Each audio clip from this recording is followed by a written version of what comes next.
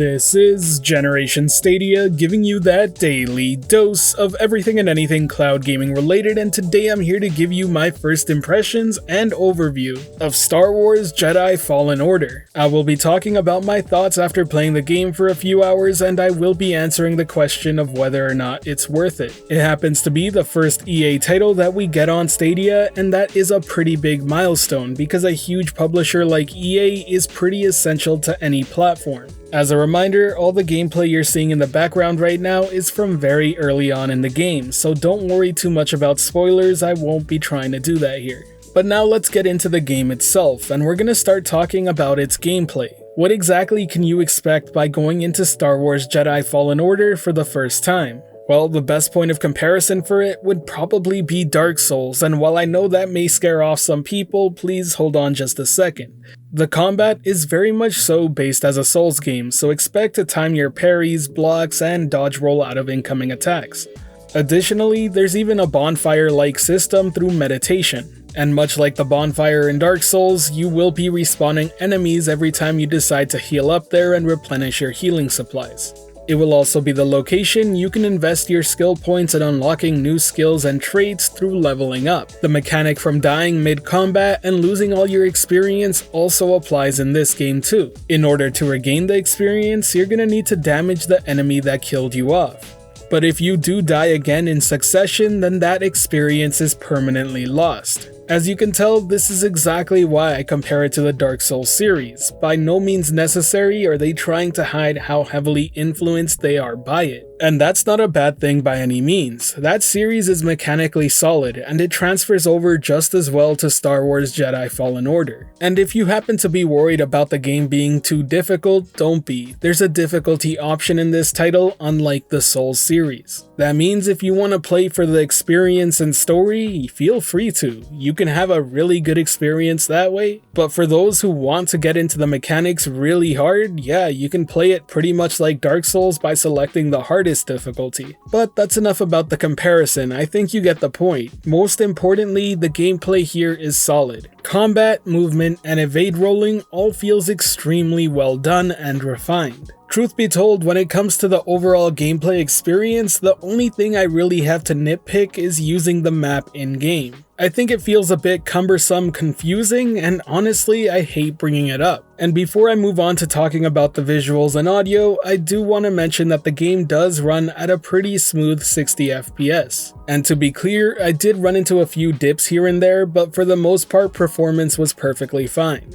And since we're on the topic of performance, let's move on to visuals, and I do need to point out something for clarification. It appears that some people are under the impression that the game is running at 4K natively, and that's seriously not the case here. The game is definitely rendering below that, and if I had to take a guess, it looks like 1080p. I actually went as far to download the game on my Xbox Series X to compare the graphics firsthand, and the difference was pretty noticeable. If you'd like to see a comparison of the two on the channel, be sure to let me know in the comment section below. It's something I'm considering doing. I know some people out there are probably going to be a bit disappointed to hear that, but trust me, cloud gaming needs 60 frames per second. It's because of that the gameplay feels so smooth and well refined. And luckily, the art style carries this game quite well. Visually speaking, despite the resolution, it still looks beautiful. The locations and worlds you travel to do such a great job with scale, it's hard to be upset. And things like character design as well as enemy design are pretty damn good too.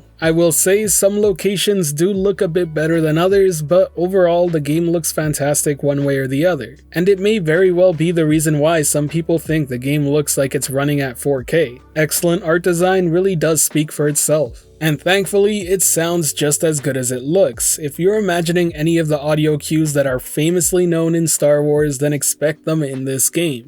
From whipping out your lightsaber to swinging it around and talking to droids, it's all very much so the quality you come to expect from Star Wars. But now let me talk about a few other details, beginning with the story. Once again, don't worry, all I really want to say here is that the story is well worth your time. The characters are great, and the voice acting is very well done. The level design is also good and definitely encourages and rewards exploration. And the last little detail I do want to be sure to note down is that boss fights are fantastic and set pieces are amazing. So, all in all, do I recommend you pick up Star Wars Jedi Fallen Order on Stadia? Definitely, without a question, it's one of the best games to be released this previous generation, and the port is really well done. The most negative thing I have to say about this game is that it's not running at a higher base resolution, but honestly, that really doesn't matter when it comes to enjoying the game.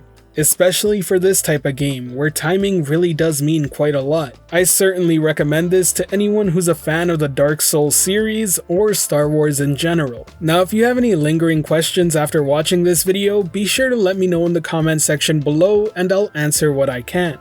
If you enjoyed the video at all or found it helpful, be sure to hit that like button as it really does help the channel out, and if you're wanting more content like this, be sure to subscribe and hit that notification bell as well. As for today's end of video question, I want to ask you what you recommend people pick up during the Black Friday Stadia sale.